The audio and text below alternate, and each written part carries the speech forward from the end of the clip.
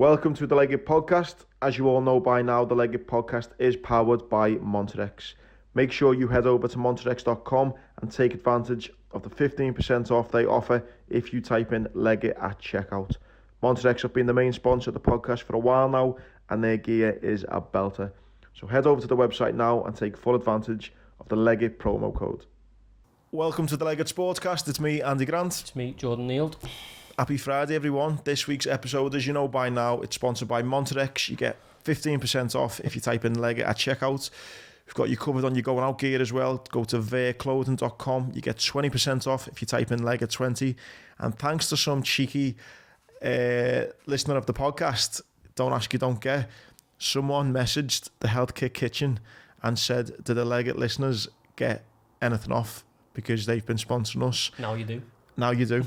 So if you want a bit of scran, you get 10% off your weekly scran if you type in, let me get this correct. Legit 10 it was. Legit 10. Yeah, Health Kick Kitchen. The food boss as well, by the way. The food's boss. Food. And I just love how someone went, fucking hell, the lads on the Legit have been talking about it, so we get money off. Chance, yeah. So anyway, someone's asked, and now you do. Aye. So, got your kids out with, I'll be honest, when I'm like me day-to-day stuff, I'm in Monterex. Yeah, and then if I'm going for a little bevy in the evening, I'm in there. And then now I'm scranning on Health Kick Kitchen. So we've got you covered there. All your percentages off. All the links are in the bio. Does anyone do tea bags as a sponsor? do it from belters? I mean, you always talk about it all the time. Don't get me wrong. Everyone likes, having a couple of quid in the pocket. Not overly asked about having been a millionaire. If I can get free stuff for the podcast, that can just make me a little podcast hour. That is exactly what I'm here for. That's all I'm here for. So yeah, teabag sponsors next. Yeah, started with a bit of low energy there. I didn't expect you to go.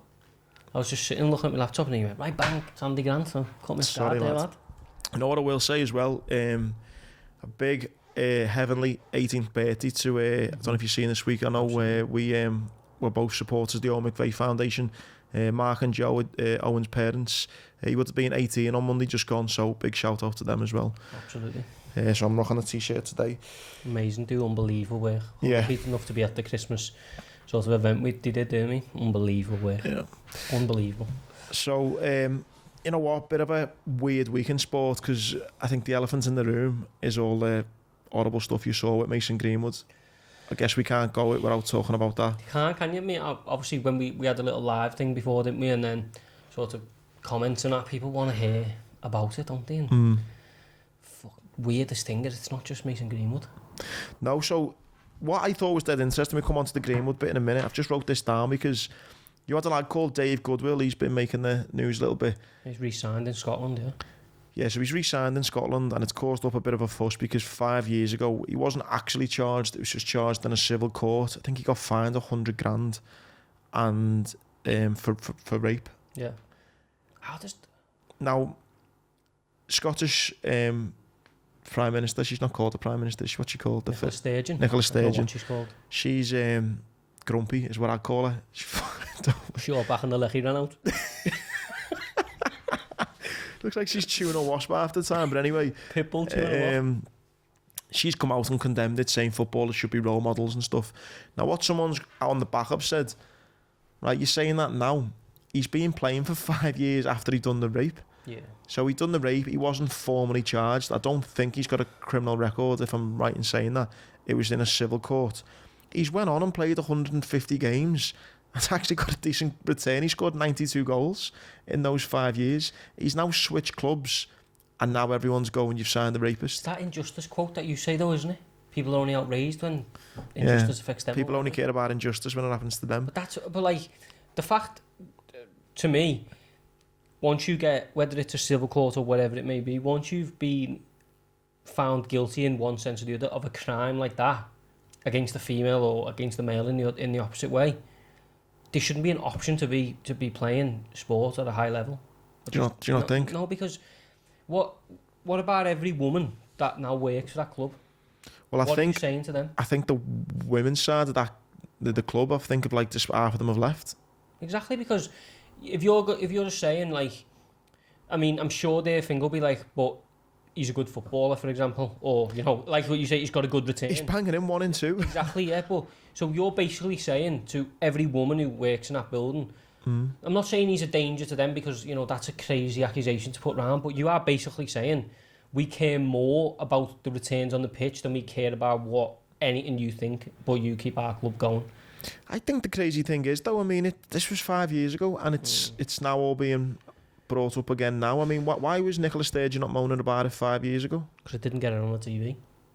Wasn't cool to talk about. Exactly, but the whole thing, mate, it just makes me sick, man. That, like, and it's not the first thing, no, Jord. It's, you know, and this isn't a pop at Man United, but, you know, Ryan Giggs, whether he's been shagging his brother's wife or whether he's been battering birds or whatever, you know, Ronaldo has not had his controversies over the years, mate. He's, you know, he's paid a few people off. Rumours has it he's paid a few people off. Allegedly. Get that in. And now this. Now, I'm not saying it's a Man United problem. Obviously, it goes on in, you know, all parts of society. But I think a lot of it is, you know, young men. Privilege it is, mate.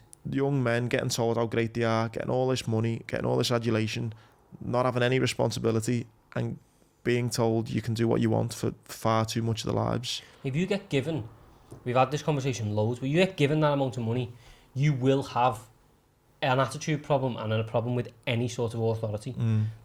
People have a problem with authority who don't have a quid in the bank. So imagine when you've got and that's wrong, but mate, that voice note that was getting banded about, I couldn't even listen to I think that's sickening, man. I think when you've got a daughter as well. That's exactly it. It's owned. Oh my God. A dad to your dad's statement? Why is he defending him? Beyond me. It's like, they were together, they went through a rocky patch, you reckons? And he was like, fucking weird, isn't it? Don't do the dishes, mate, or like, you might have stayed out a bit late or something. Fucking weird. Mate, just on that, we just had a Patreon come through, sorry. Have we? David Law just pledged. Nice one, David Law. Mate, it's fucked up. It's fucked up, and it's wrong on so many levels because shouldn't it? I know we just laughed there, but you actually shouldn't even make any sort of joke. Not that we did make a joke of it, but it's that serious and that sickening that it's actually mate, so serious. Like, when it first come out, problem. It was just like, and you know what as well, which was, and you know what, I'll admit I done it, which was so wrong. The first thing I said was, I fucked it now, hasn't he? And the poor girl was a secondary thought for a minute then. Yeah. And I'll admit I did, because you just think, don't you? Superstar footballer, got the world at his feet, you just think, you're fucked now. Mm-hmm. Well, actually, that is the least thing you should be thinking about. You should be, there's a fucking girl there who's black and blue, who's, you know, possibly being raped and has been fucking shitting herself. We hold these people on such a pedestal, though, that it's inevitable. Some people on Twitter, like, I haven't looked for myself, I've tried to avoid it, but I guarantee there's some people on Twitter saying, wait till the facts come out. Wait till the full story. Something like that, because he's a footballer. If he worked in WH Smith or something, you'd be saying, what, you are the roughest, you're the worst. But because he kicks a inflated ball of air around, he gets this sort of, just wait, just maybe see what happens. But and on the same day, Mendy's got into court on however many counts of rape he's got for a pre-trial, and the proper trial is going to be the end of the year.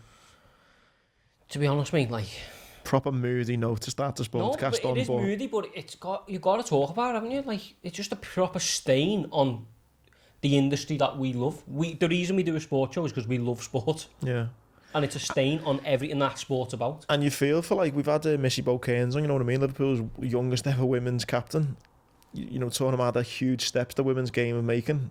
And then yet you've got to kind of share this kind of scene with, you know, footballers who are just scum of the earth. Scum of the earth, essentially, yeah. But do you know what? And it's not like one of them things where you're like, someone's been accused of this on a night out that nobody ever seen. If you've had social media in the last week, you've seen the evidence that's going to get presented in court. You've heard it, you've seen it. That's the difference, isn't it? It's not a hearsay, this is this woman and she's crying rape and no, she's lying. And this is, hang on, you can hear him saying things he's saying. And if she's recorded it, how many times she recorded it before? Exactly. You don't just record it once, do you? No. And obviously, like, we'll move on to happier times and happier things, but, you know, I hope his career and his ability to play football doesn't affect what happens to him. No. Do you know what I mean? Because that's not a pass for doing stuff like that. Your ability as an athlete is not a pass. Yeah. No. So, yeah, move on from that. Keep it in football if we can. The Blues? The Blues. The back. Frankie Dettori. That was unbelievable. Frankie Dettori. I said it. If you listen to the Sportscast, you know a few weeks back I said Frank's the man. I said no, didn't I? Duncan, but... Big Dunk's still there though. Yeah, she's like a fucking bad smell, mate. Going nowhere. Who has to sign for that club for him to go, you know what? I've done me bit, I'm There's off. got to be something, because even Frank was like, go ahead, keep him in. But in Dunk's defence, he's been pretty open about it, hasn't he? He said, I will be at Everton for as long as Everton need me. And Everton clearly keep saying that they need him, so he's not going anywhere. Do you know what you reckon though? Like, for as big and as hard he is and scary he is and all that, do you reckon he's like a bit emotional? And when someone comes in, he goes, Please, Bill. just give me one more. Come on, just give me one more I've go. always liked you, Frank. Do you know what I mean? Yeah. And everyone thinks he's just this big hard case, and really, he's just an emotional wreck. Or he's the cleverest bastard on the planet. Well, he's and not. Just getting, mate, he is. Well, he's not, because he's financially for himself. He is. He's Like, not just. If you worked in so me and you go and get a job tomorrow, right? And you work in a team in that job. So, for example, Andy Grant goes into the marketing team. You go in as the sub editor, the top fella, as they say, but you're the sub. You go through 7 seniors, and you remain. Are you clever or shit? Yeah, I know what you mean. He's very clever. For how he's kept his job, I don't know. But clearly, though, he's not doing a good job. He's Like, dirt on someone, hasn't he? that's what I'm. Why is he still there? Blues, get in touch. Let me know. Why is he still I there? think it's getting to the point now, though, innit, with Blues, where they're like, even the most diehard Everton fans, like, don't know now. Do you know what I mean? It used to be like Dunk's, he's part of the furniture sort of thing. You know what I will say? This legendary kind of figure. And again, what I will say is he seems like a boss fella on Twitter and stuff. You know, he's like, you always see messages that he's done, don't you? Like videos he's done. Oh, no doubt he's a good fella. No doubt about that. But is it legendary status or is it like cult status? I mean, is he like... I was going to compare him to like Divock Origi, but he's not even one half what Origi's won. What is it? That's like... I think it's who Dunk is rather than what he done. I think he's probably done... Because he battered those 2 fellas who tried to rob his house. Fair play. But I think he strikes me as the person who's done a lot that you don't hear about. Do you know what I mean? But not on the pitch though. Nothing to me that warrants him being at that club for that long. When I think of Ferguson, I think of that time he strangled someone. And I think of when he battered people who robbed his house. I don't know what he done on the pitch. That grants him this, we'll sack every manager, but you can stay. Because obviously he was part of the last team that won a trophy, weren't he? So he's not had... but he's not had anyone in the preceding years that has gone and won trophy, so there's no one going to step over him, is he? That's not a reason to keep someone at your club. I agree. He's got to have more about him for me to be like, I'm not the manager here, so I'm going to go and be the manager elsewhere. He was getting linked to Sunderland, wasn't he? Yeah, but he's had Newcastle past, hasn't he? I can't see how that would ever link, but Jermaine Defoe's gone back to Sunderland, by the way. I see him. So, sorry to keep it on Everton for a minute. Did Ashley Cole go back? No, or was that a rumour? I think they're trying to get him over the line as a coach. That'd be interesting. Oh, imagine that. Ashley Cole and Leighton Baines just spraying passes in training. Mate, Leighton Baines was always a player for Everton. That was like, he could have gone on, Oh, no. He was some player, Leighton Baines. Free kick, that left foot, mate. Remember he scored like, I think 2 or 3 in one game, free kicks. Chelsea away. And he just done one end and one the other. He was always linked away, wasn't he? Always. I seen him in John Lewis once and he looked cool as fuck walking around. Mate, he's a cool bastard. Yeah. He can do anything. Like, sometimes he just have a skinhead one week and be like, yeah, cool bastard. Yeah. No, he's got a proper... He looked like a beetle walking around. The Beatle, but with a pure lethal left peg. John Lennon with a left peg. The beetle and the left peg. Yeah, that's what this episode could be called, with the titles. Could be a band. But yeah, some player, but... You know what I will say? Sorry to interrupt. What I will say is I had them nailed to the mast going down. They brought in Lamps and they brought in Dele Alli. Now... And Donny van der Beek. And Donny van der Beek. I'm kind of coming off the Everton and going down bandwagon now. I hope so. I hope they stay up. But I'm not convinced by Lampard, to be totally honest. I just don't see what... The way I look at it is if you presented Lampard as a manager without his name being Frank Lampard and the career he had before, I don't think there'd be the excitement that there is. But I also think Everton deserve excitement after what they've been through. So, any Everton fan getting excited or... thinking this is the new dawn of crack on, you deserve it.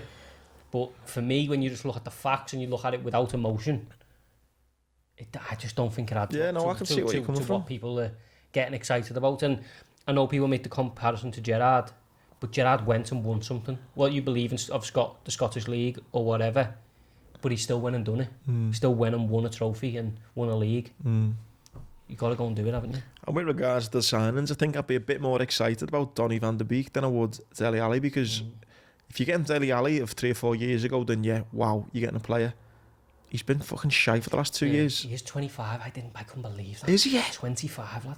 Oh well, listen, if they can get in and out of him, great. But the worry with me is all them managers can't be wrong. It's not like one manager's just gone, right, Dele Alli's not for me. And it's not as if they've had shit managers. He's had Mourinho.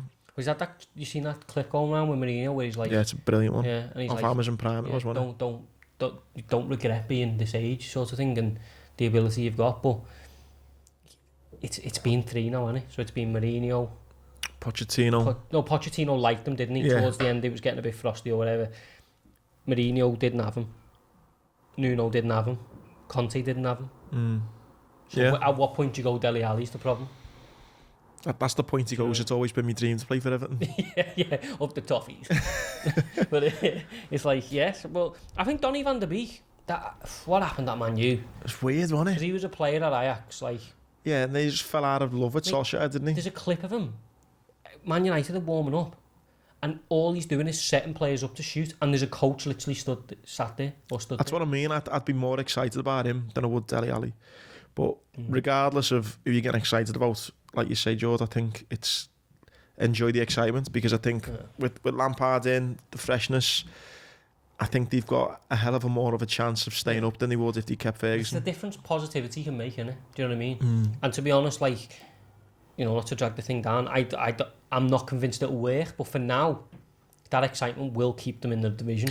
And it's an FA Cup weekend, isn't it? So it's a good game to get into. It's not, because it's the 6 points after that's Newcastle. If he gets on an FA Cup run, he automatically buys himself time and, you know, praise, doesn't he?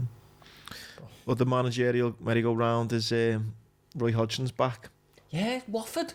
You know what I did? I've done a bit of digging in this, and obviously 75 and just still getting jobs. He's old, like he is old, but his coaching are young, and apparently they've got a coach there who's really good. I can't think of his name, but he's really well respected, really highly thought of. And you know, you think if these young coaches can do a job with his experience, you never know. Roy knows the game. That's what I mean, and with his knowledge and experience, with a bit of young blood in the coaching staff, who knows? I just fucking hate Watford though. Shittest club. All he do is just swap managers, go down and come back up. It's like, fuck off. When you think of Watford, what do you think? Shite. Troy Deeney. I just think it's Troy Deeney. Who is he? Don't know.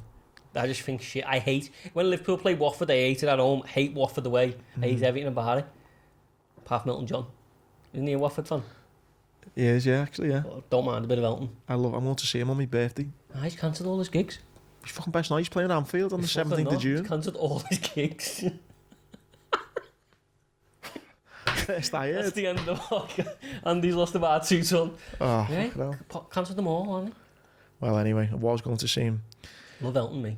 On, what else we're going to say then? On the transfers then, so there's been obviously a few managerial, mate, load of transfers. Yeah, load of late ones. Did you see Aubameyang, what he done? No. I think he kind of knew he wants to go to Barca, but rather than just waiting, he just got on a flight to Barca airport. Oh, like Adam Wengi? Yeah. And then Arsenal come out and was like, we don't know why he's there. And he was just hanging around Barca. And obviously, Barca got it over the line and stuff. But I think he's took a massive pay cut to go there just to get out of Arsenal. Yeah. What happened? They just went south, didn't it, there? Fuck knows. But he was captain as well. Yeah. But having Aubameyang as your captain, though, you're asking for trouble, aren't you? Remember when he was getting like linked heavily to Liverpool? Dortmund days, wasn't it? I remember he come to Anfield once and he put on an absolute show. But it was because obviously Klopp had worked on him before as well and all that. And listen, looks like we dodged the bullet there. That Dortmund team was heavy, wasn't it? Yeah. But yeah, it does look like we dodged the bullet, absolutely. But some mad transfers late on, weren't they? Well, the only thing I've just said about, I think Everton will stay up now. The only downside for them though is Burnley ended up buying a striker. Newcastle. They invested heavy, didn't they? Yeah, Newcastle bought a couple of players. Matt Target, decent player. Gerrard obviously brought Digne in, didn't he? Then he's gone to... Matt Target's a decent left back. Dan Burn, I think, from Brighton. Sure, they got a striker as well, didn't they? No, they got that Bruno Guimaraes or whatever his name is. But yes, I don't know if they might have got a striker, but I fucking lost track with Newcastle. But they invested quite well. They got Woods as well, didn't they? Yeah, Chris Wood. They've invested quite well, and I think that Everton Newcastle game is proper. That's what I mean. That's why I think Everton good for having like the FA Cup. There was Ramsey to Rangers as well, bit of a mad one. Yeah, Adam Ramsey, mate. The Reds getting Luis Diaz. Yeah. Didn't know anything about him until I spent 10 minutes on YouTube. Now I'm an expert. Bossed up, Yeah, but do you know what though? He's gonna rip it up. We all did this with fucking Naby Keita. Let's just leave that one there. Don't say nothing about him. He's he had a belter game against Man City, didn't he? He played well against us, actually. Did he? Yeah, I remember him playing well against us, but I'm reserving judgment on that one. Let's just see what happens. And then the other two were Cantwell. Todd Cantwell, yeah. Going to Man City 1 minute, then Bournemouth the next. Yeah, so when they were in the... So, obviously, they went Prem, Championship, Prem, didn't he? So their time in the Prem, maybe a year and a half, 2 years ago, he was linked with us. He was linked with us, City, United, Arsenal, and now he's been loaned to Bournemouth. Along with Nat Phillips. Player. Big Nat. My favourite Liverpool player. In the San Siro 1 minute, then the vitality the next. They announced it. They were watching the video doing that Cruyff for Liverpool. Oh, really? Yeah. So he's like, get yourself a defender. He does a Cruyff at the San Siro or something. Oh, belter. But, mate, I said this when he came into the team, and I was like everyone saying, Nat Phillips, oof. After a few games, mate, he could play in the Premier League every single week. Not saying for us, but for someone. He's not a joke that people trying to paint him out as. He's a good player. Do you know what will help him as well? Gary Cahill's at Bournemouth as well. Yeah. What a mentor to have there. But you can, like, I know he come in and he was a bit of like, he's massive, isn't he, and stuff like that, but he can actually play. And I know he had a bit of an unconventional way of coming to the Premier League, didn't he? So much pressure on him as well when he was getting thrown in that Liverpool team. Mate, he was going to university before Liverpool took him. Really? Yeah. But just a top, like, obviously a really good lad. You know, see his comment to Robertson that time. On his Instagram. He blocked me in. Yeah. Love that. Yeah. So yeah, we had that. Transfers. The world of sport, mate, ever changing, innit? Mate, did you see the footy this week, the Copa America? No. Obviously, Stevie at Villa, Coutinho scored a worldie. Oh, did, yeah. Seen that goal. It's not Copa America though, is it? Yeah. Is it? Well, not sorry, it's a qualifying for the World Cup. Yeah. And their keeper as well was a belter. Argentina are unbeaten in about 40 fucking games or something, you know? Do you know when I said that Brighton's goalie was the best goalie in the league? Might be Villa's. Yeah. I don't think the best in the league. What about Alisson? No, Alisson's a top goalie. I agree. Lad, shut up. But listen, it's harder to be a goalie for them. I'm not asked. Did you not see him last week? Yeah, I did, but I fucking Spider-Man. Yeah, but he's also through clangers in. I'm not saying he's bad. He's a good goalie. But is it harder to be the goalie for Liverpool? Well, obviously, yeah, but that doesn't mean he's fucking not as good. No, he might be as good, but I'm just saying, being Aston Villa's goalie and putting in performances like that is harder than being comments like goalie. This will get you put off this fucking sportscast, lad. You're already trying to inject me. Ali is the man. I know what you're saying. Listen, he's good. The Villa keeper's good, but he's not a patch on Ali. Yeah, but you do that with anyone. Be like, Maldini, not a fucking patch on Carragher. Boom. Last one on the kind of Prem stuff and that. Mate, that's so much to go through this. I know. Everton women are having a torrid time as well. Oh, they fucking swapped it over. They just sacked their coach as well. Get Rafa in. Don't know much about that, but I just seen they've sacked. And then the last thing on the footy really is the AFCON. Mo and I had no clips this week, because everyone's gone out. Yeah. Only the fucking good players left. Senegal are through and so are Egypt, which I was a bit gutted about. But fuck off. Just get it over with. Yeah. Who is arsed? You know what I am asked about? The entire continent. But... Yeah, apart from the entire continent of Africa. No one in L1 is arsed. No. Know what I am asked about? Probably more than should be. Nadal goes on to 21, doesn't he? Oh, yeah, you and your tennis. Poor Novak. It's a farce, lad. And it's bothering me, right? It is a farce. That no one's as arsed as maybe I am. Nah, because it's fucking... What's that saying? Like, today's news, tomorrow's toilet paper or whatever it is? Chip paper? Whatever, lad, but... That's what it is. It is that, yeah, but... It's wrong, like, because... Lad, he was the favourite going into the tournament. Couldn't do it for all the COVID reasons. And then Nadal wins. Now Nadal's on 21. He's the most ever. Just means Novak's got to keep going and get fucking... He's not going to be allowed to play anywhere, though. Yeah, like, he'll be in his walking centre now, him, like that. What are you doing here, Novak? Ah, fuck. He'll just be on, told you, like last week, he'd be on to Werder Bremen's manager. Yeah, he will. Getting a black passport. Did you see Roger Federer's message to Nadal? Class. Do you reckon there's a classier fella in the world? No. Cool bastard, isn't he? The man. He plays tennis at the top level. Like what I imagine tennis gets played at like local clubs. In slow motion. Yeah, just like, oh, what, you just hit a 200-mile-an-hour backhand at me? There you go, fella. I think, though, you know, if you took, like, you know, proper rich people in, like, Los Angeles who've made it, and they've got a tennis court in the back garden, and they're in the 70s and they're playing, but like, gracefully. Yeah. That's what he plays like. Yeah, but at the top level. But, like, fast but slow. He doesn't even sweat. Cool as fuck. He's never got any controversy around him. No. Looks like he's happily married. Unbelievable. Have you seen this gaff in Switzerland? According to Google, it's heavy. No, I'll be Googling that as soon as we stop record, though. When obviously, when we make the announcement of people helping us, when our production goes up a level, we'll be able to flash that up on the screen. Yeah. Roger Behind the Federer, scenes, we're making moves. We are moving. But, yeah, Roger Federer's gaff. I only go on about Novak because the injustice of it kills me. No, Roger's my favourite. Like, Roger is me. Out of the three of them, Roger's my favourite. But I just think, though, mate, why is no one a bit more sticking up for Novak? And I tell you why. One of the lads, Dodd, I don't think he watches this, but Dodd... Cheers, Dodd. Yeah. He doesn't... He said, he's a bit of a knob, like. Apparently, Novak's apparently a bit of a knob in, like, the tennis world. You can't say that, can you? You don't know. Who would know? The tennis world. Yeah, but how the fuck does that get back to Liverpool? How many people is that going to go through to get back to Liverpool? Not watching him, lad. He's a bit of a knob. Novak's a knob. Get that back to Team Greek for him. I think he's just like, you're just there like, I don't know, like Balotelli's a bit of a knob. Like, I don't know him, but... Yeah, but Novak doesn't set off fucking fireworks in his gaff, does he? And when we signed Balotelli, data. Again, let me know. Apparently, Novak, maybe he said a few things I don't know. It's a proper loose fucking accusation to him. Apparently, people hate him because of a knob. Fucking Michael Dodd said so. Yeah. No, but anyway, I'm banging the Novak drum. Roger is my favourite, and he showed what a class act he is in his message to Nadal. But in my opinion, it's a farce. I totally agree. And people should fly the Novak flag just a touch more. Nadal's fucking sick, though. Yeah, I agree.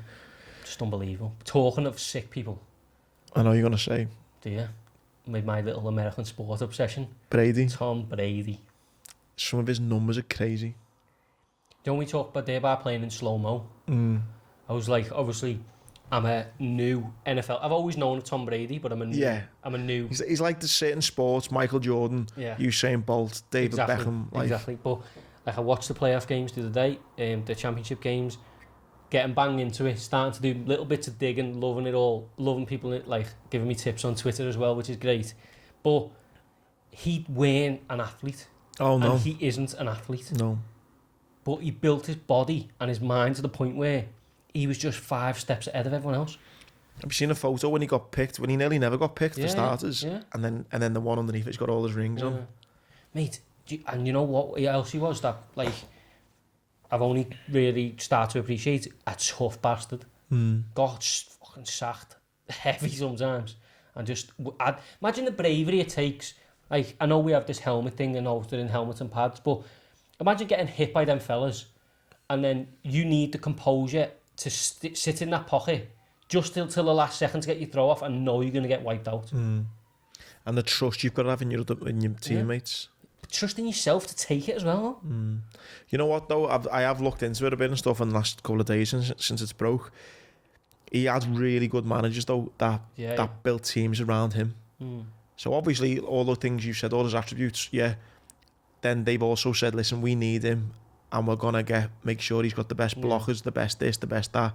And wherever he's went, he built a team around him. His talent and what he does probably justifies that, doesn't it? So my team that I've adopted, now got a new manager, a new general manager, but we've got a quarterback. What do you mean? Oh, go Bears. We've got a quarterback who's like hottest prospect and we're trying to build a team to protect him.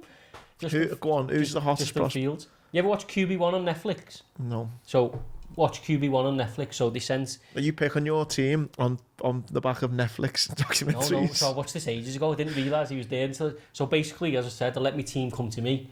Chicago Bears, who were fucking struggling big time. We managed to draft him now a couple of years back. So basically, QB1 followed him when he was at high school because he's one of the best high school quarterbacks in the country. Then he went to college and then he got drafted and ended up at Chicago Bears. Had a bit of a rocky first year. But next year, we're coming. Super Bowl. The level of input you put into this, lad. I'll tell you what, I have been NFL'd up for a good month. My claim to fame obviously wouldn't be me if I didn't try name drop. I was in London once, right? And at this like military sporting thing. And all the US Marines came over and they brought like a famous person. Obviously I didn't know who he was, but he was fucking massive. Yeah. And talking to him, and I said, "Oh, all right, mate, what do you do?" And he was like, "Oh, I play football." And I was like, "Oh, fucking hell, what American football?" Oh, lad, this fella like 6'8", 6'9" or something. I'm like massive, and but he's just a dead nice fella. I didn't have a fucking clue who he was, and we were all having. He was pissed like, and so was I, but I say pissed. I had like 3 or 4 pints or nothing. Pissed to you. Yeah, and anyway, we were having a good chat, and mate, he was so anyway being like a nosy bastard. When I left him, I googled him. And lad, he was worth like 400 million quid. Really, yeah? Yeah. I've got his name. He gave me his uniform, his top. Did he? Yeah, signed it for me at the end of the night. Real. He's do you know how pathetic this is? It got to the point when we started chatting. No, sometimes you meet someone, you just get on dead well with him. It was like that. But I'd been chatting to him like 20 minutes before he told me he was this footballer, and then I was just asking him loads of questions, burning his head out. But my level of questions were probably different than what he's used to. Yeah. Because he was the type of famous though, where if he was walking down the street, he'd be getting mobbed. Yeah. But to me, I was just like fucking... And I said to him, "Who's the most famous fella you've got in your phone?" Because he's quite famous. You know who it was? That Rudd, the actor. Paul Rudd? Paul Rudd. Yeah. Fucking hell. How weird is that? You'd have never guessed that, would you? Like Bruce Willis? Nah, I was Paul like, Rudd. "Who's the most famous person you got in your phone?" He was like, "Hey, you know Paul Rudd?" I was like, "Yeah, fucking hell." I'm fucking famous. Shit. But anyway, yeah. I've watched all these garbage movies. It's not quite Tom Brady, but... Yeah, I said, do you know what? The mechanics of the sport, though, I'm in. I am in. You know, you say the mechanics of the sport. He's won more Super Bowls than any team, you know. He's just a fucking freak. He's won 7. He's been playing for over 3 decades. 44, isn't he? 45? Yeah. I think, he over three decades and he's got 7 Super Bowls. Fucking monster. At 44 he is. Whether you like NFL, whether you know the rules, whether you're a new fan like me, old fan, fair weather fan, whatever, you just have to appreciate sporting great, don't you? Sporting greats, whatever they might be. He is one of them. And he is one of them. The other thing I want to mention, mate, this is a bit out there, don't really know much about it. All I know is that money talks and Saudi Arabia are throwing it about again. The Saudi Arabian investment fund, how many Saudi Arabian investment funds are there, I don't know. But Every corner. they've got the clause into the golf now. Super League. And they're trying to create a golf Super League to the point where Lee Westwood has had to sign a non-disclosure agreement and can't talk about it. Why? Because he's in. I think he's been approached or he's had talks or they've had talks with someone and now he's had to sign an NDA. And the big fear is it's a threat to the PGA Tour. Yeah. But not saying that it's the right thing or not, but the PGA Tour, apart from the majors, is very minimal. People I know it's on the TV all the time, but a lot of them tournaments don't get watched by many people. Well, hence why it's money again though, isn't it? But if you start to develop a league that's a bit more flashy or whatever, I imagine, it'll get more of a casual audience. But Just happens to be funded by a country like beheading people. Exactly, they're just not very nice people. But, come see, come sad. So a little bit of heaven, a little bit of hell. you want more people watching? We were take a few outraged when they beheadings. doing it to our sport, footy. We were like, fuck off. It sounds a little bit like, mate, but like joking aside, if they're gonna try and give themselves a better public image, they're gonna have to try and do things by getting more eyes on. How do you get more eyes on? You pay sports more money to come and play in your country and your events, and that's what they're trying to do. So obviously, if they make a kind of Super League and it's all based around the courses they want to play in, then obviously there are going to be a certain number of PGA courses which will not be on the calendar for the players. You know, when the likes of Lee Westwood's, the Tiger, all of those big names that get the eyes on the sport, and there's a PGA tour over here, and there's, you know, hang on, I'll miss that one out and I'll do that one. Yeah, it's tough, innit? But that's the sort of, if they're going to make a breakthrough, obviously they've got their hands on boxing, Middle East, UFC, mixed martial arts. They're having to go to footy, everything. But I mean, if they're going to get hold of a sport in its entirety, golf is pretty. You know, they've obviously got a big horse race there as well now, but that's one that they can really get hold of, isn't it? Because it's basically waiting for someone to get hold of it and, you know, try and get it to be to a more casual audience more often. Fucking money, lad. Money Middle East talks. Serious though, isn't it? Serious cash. Yeah. Just speak to Dave Towell. He's probably decorating one of their houses. Good old Dave. Should be able to see him in a few weeks, shouldn't we? At the inaugural quiz night. Yeah. Yeah. For anyone who's not on Patreon, obviously go on all the time. It's £1 a week, but we're going to be doing a monthly quiz solely for Patreon members. You can only get the link to buy tickets if you're a Patreon member. And I say buy a ticket, you're not buying it because you're paying a £5 and then you're getting a free pint when you get there, or a free Coke if you're Jordan at the moment. Aye. And it's just for Patreon members. It's a little get together so we can get to know the little Leggett legends who support the pod a bit more. So it's a proper little community, innit? You know, we have people. So our Patreon exclusive that we do every week is pretty much dictated to by people on. Jed Noon. Agent Jed, yeah. Agent Jed. I was talking about my dating history. Yeah, that was quite funny, but yeah, and my none of dating history, but yeah. So it'll be boss. It'll be good to get like in front of people, won't it? Just fucking see people who support the podcast, because you know we say it on Patreon all the time, but obviously this is a show that goes out for, you know, on the channels. Patreon's where it's at for us. Like, that's how we do what we do, and that's why we give. It's a good laugh. It's the one I enjoyed the most as well. Yeah, that's why we give more back to people on there. Yeah. So if you do want to come to quiz night, get off for Patreon and come down. £4 a month. All I'm asking you to do is not drink one beer or one coffee less a month. Yeah. Or just fucking and you can drink the back of the couch. Or look, yeah, just once a month. Look down the back of the. Don't drink that coffee, right? And just drink a glass of water, and then you get all of our shows then. 100%. For drinking a glass of water. That's my little. That's why I'm not a salesman. That's why our Patreon numbers just gone down. Just drink water, not coffee. Don't drink coffee. Just water's better, and then doing Patreon, everyone's like that. Yeah, turned right off. Well, the other thing, I'm still on no phone, Jordan, as of last week. There, my little notes I wanted to talk about. Mate? This week feels like the Sportcast is actually back. It's getting there. Kimbo's hard. December's hard. January's a bit of a dud. It didn't help, but obviously no boxing, did it? No. British border control. Yeah, but now we're back. And FA Cup weekend's not really to write home about, is it? No. Liverpool got Cardiff, Everton have got Brentford, I think. Yeah, but that's not... That's this weekend, yeah? That's this weekend, isn't it? FA Cup, but yeah, boxing's now back to back all the way through. Some big local news as well with Tasha. Yeah, she's got a world title fight. Go on, Tash. So how did that come about then? I don't know. Tasha, as she said to us, she's been promised, hasn't she? But she said that, look, I'm taking a world title fight, it's coming. She's now fighting a girl who I have never heard of, Yua Piatowska, at super welter. Natasha's about 8 divisions higher than she should be. But this girl's 16-1, doesn't look to have a great deal of power. Tasha just got to let that backhand go, man. Just let it go. It's coming home then, yeah? Yeah. Which title is this for? The vacant WBO World Female Super Welterweight title. But it's on the undercard of Kell Brook Amir Khan, isn't it? Wow. So it's a big platform for her.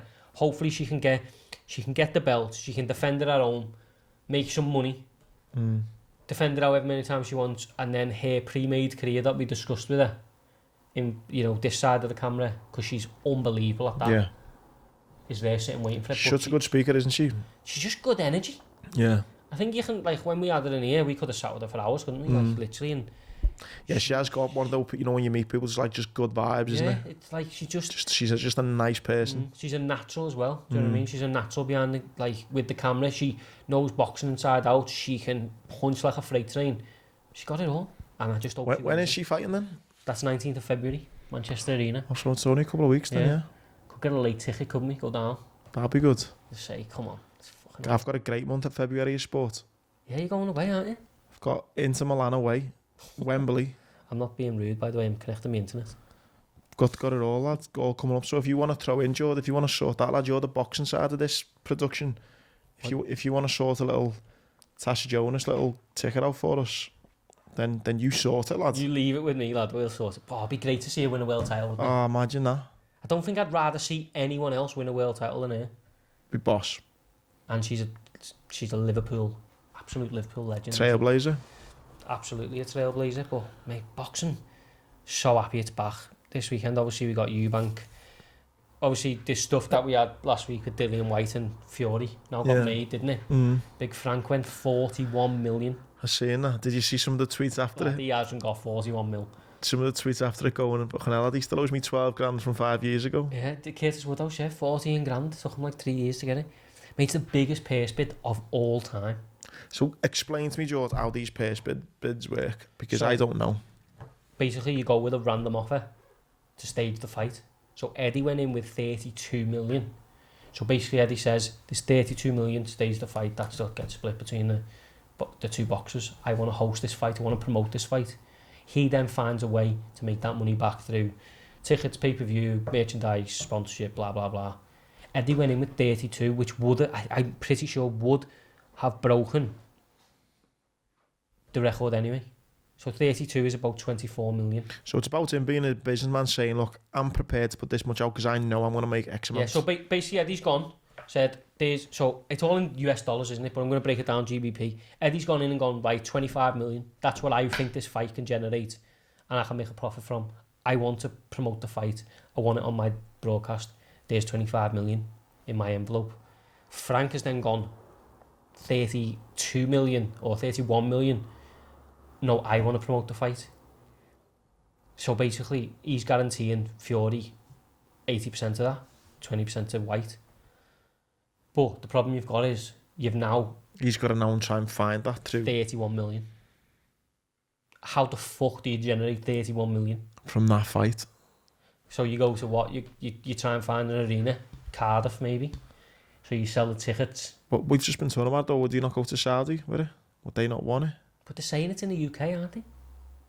But what he would need then, he would need to go, right, I've got the purse bid. He would then need someone from Saudi to go, there's your money, we're taking it. But like, you're the promoter, but it's over in ours. Do you know what I mean? So he'd probably open for that. Mate, you cannot generate that money in the UK. Well, how would you know? You know, you're saying as well, Eddie's coming with that amount. Say, what did you say, 25 mil? In GBP, yeah. How much do you think he normally makes on each fight? Yeah, couple of mil, yeah. 5 mil, 10 mil, I mean... Maybe, yeah, I wouldn't know, but... Obviously, he's got it, so basically they'll sit and do forecasts, don't they? So he'll go, right, I think this is going to do...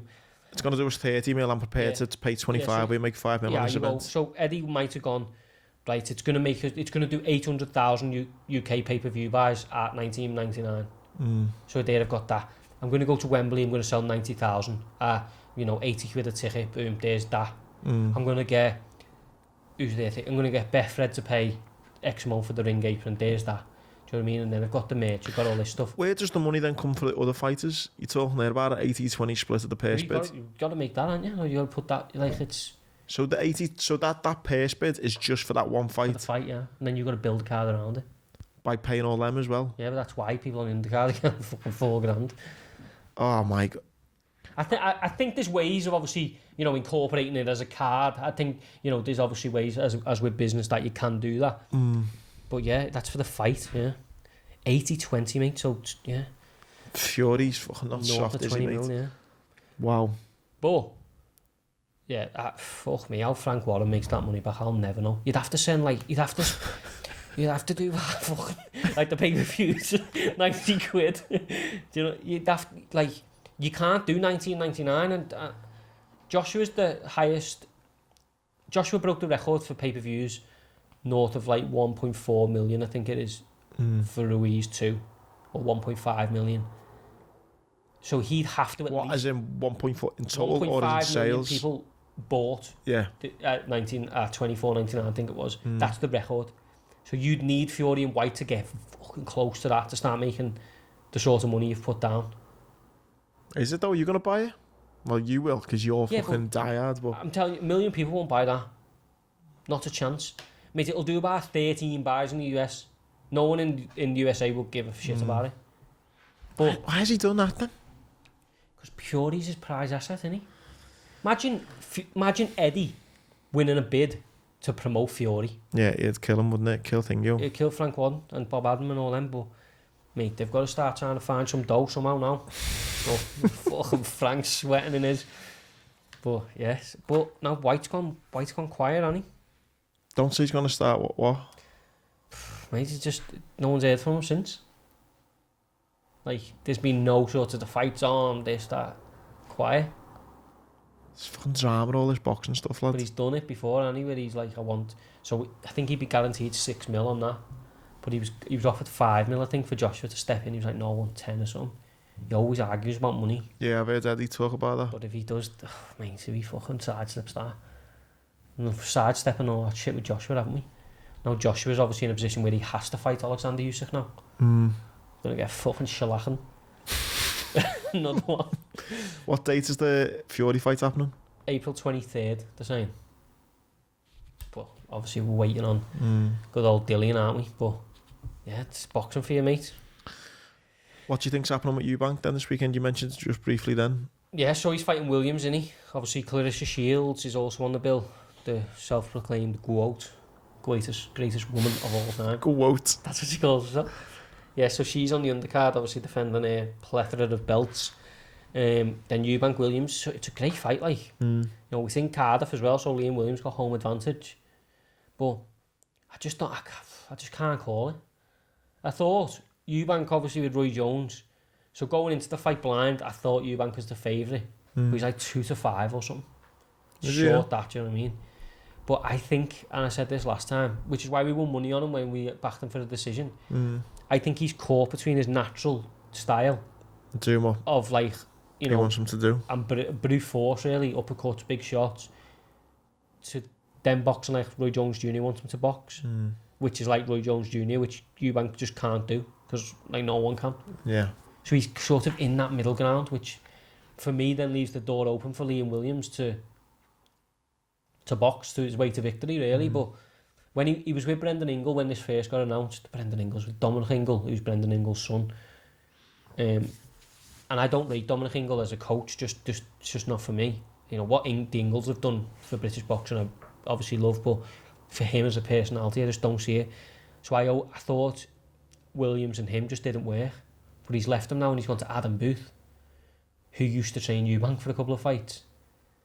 So I think if you can get Liam Williams to stick to a plan and to box, he's got a chance of winning. Like 9-2 or something, points he is. But I just don't have the faith that he can stick to the plan and box his way to victory. Do you know what I mean? Be interesting. Does he just start whacking his chest and going, right, let's have a fight? Because you're just playing into Eubank's hands there.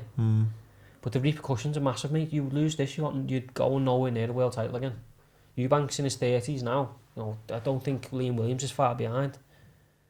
This is it, mate, for them too. Like, you know, the winner goes on. The winner probably fights for the world title next. Loser's fucked.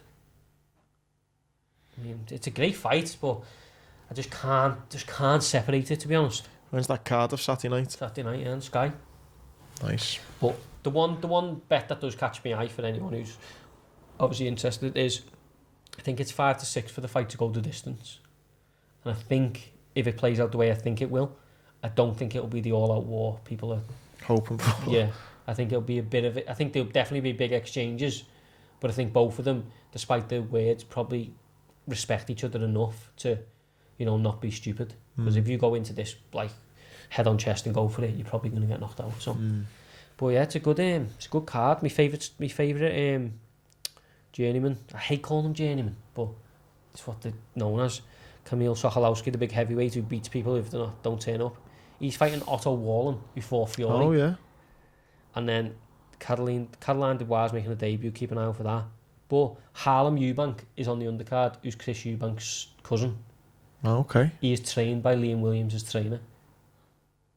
Fucking hell. So, but they did a piece with him this week, saying, you know, which side you're on. He's like, I want Chris to win. So he's actively wanting his gym mate to get beat against his cousin. How do you balance all that? Boxing just seems so interesting sometimes, doesn't It's it? weird, isn't it? But yeah, it's a good. It'll be interesting, lad. It's a good Good card, good then. card, good fight. Yeah, I'm actually really looking forward to it, to be totally honest. You said it was quiet for UFC, didn't you? Yeah, UFC's just because we've got a pay-per-view card next week. Hmm. Manson versus Sean Strickland. If you want a bit of entertainment, go and look at Sean Strickland's Twitter and Instagram. Which one's he nuts. again? He's just got a skinhead, he's just mad. Alright, okay. He's a fucking mac chicken short of a sandwich, you know what I mean? Like, it's like he's a bit he just goes out camping on his own in the Does he, yeah? middle of like training camp. Starts making mad vlogs. He's a weird guy. Okay, But if you remember, I know there's plenty of people. Nick Pete's a big fan of Shavkat Rakhmonov, who I'm about to talk about. We won on him earlier in the year by submission. He is, for me, one of the best prospects in the whole UFC. At welterweight, him and Chimaev one day will be an absolute super fight. But he is fighting on this card against Carlton Harris, and he's evens to win by KO, TKO or submission. That's the bet of the weekend, because he's going to do it, because he's a monster. Really, I yeah. don't think he's ever gone the distance, to be totally honest. 14-0 or something. But yeah, bit of a quiet card UFC wise, but look out for Shavkat Rakhmonov, because he's an absolute monster. I seen Go Paddy this week. Oh, he's already talking about his ring entrance for UFC London. Mate, UFC London's shaping up to be a hell of a card. You know, March, isn't it? yeah. But you've got obviously Alexander Volkov versus Big Tom at the top of the big fight for Tom. Arnold Allen versus Dan Hooker is the co-main, which is another Brit against Dan Hooker, who has just got gloves, will travel. Nathaniel Wood's on there. Come on with a great few liners this week, lads. Molly's on there. Paul Craig versus Krylov, unreal. Legend Gunnar Nelson's on there. Mate, a few more to be added, I'm sure. Nice. Do you know where I reckon we should end? No, I don't know how long we've done this week. I reckon we might be over our quota. I think we've done about 53 minutes. But lads. we cannot go off here without talking about Katie Taylor versus Amanda Serrano at MSG in April. Eddie and Jake Paul. I saw that. What the fuck? Mate, by the way, this is an iconic moment for women's boxing. Like, top of the bill, MSG, getting paid properly. You know, I think they're splitting a big old purse. Really? Yeah, you know, Taylor's won multi-world championships in multi-weights. Serrano's like a seven-weight world champion or something mad. She's a monster. Katie's a monster. Jake Paul's involved. Eddie's involved. Beefy's on the undercard. Mate, this is... Oh, I can't That'd be a belter to go to that, lads, as well. MSG, the one place before I die that I will watch combat sports in. Never have. Have I done it and you haven't, lad? Fucking lot of things you've done and I haven't, haven't you? Like skiing with Prince Charles. I didn't ski with him. Met him out there. You and Charles down the slopes. He's tried to pay me as a Tory. It's not happening. Yeah, but yeah, mate, what a fight. Yeah, that'd be a belter. And obviously the whole Jake Paul. Eddie's being complimentary about Jake Paul, saying Bob serious business head to the table. Like, Really, yeah. done the press conference today or last night, I think it was. And spoke really well. You know what I mean? He might be a promoter now as well. Crazy times, lad. But yeah, we'll talk about that more in depth as it approaches. But yeah, unbelievable fight, unbelievable narrative. Boss. I've loved this week. It's been fun. It's been fun all week. We've been ramping up the pod on the Patreon. We've had some belter guests on. Yeah. Guests coming up. I think we've got Got Mike, haven't we? Got a few weeks ahead. Yeah, we've got Mike Wynn. It'll be coming out. Lee Butler. We've got Jockey, Lee Butler. Got Darren Farley. Got Pete Price coming out soon. Go on, Pete. It's all happening. It is. As well as our little weekly chats. As well as the quiz night. It's all going off. Right, give us 12 months, mate. We're Flying. going to the moon. And if you want to be on coming to the moon with us, get signed up. Patreon. Yep. It's £1 a week. It's a fucking £1. Get signed up. Support the boys. It's much appreciated. We will buy you a bevy if you do. Yeah. Fucking right, I will, yeah. Have a boss weekend.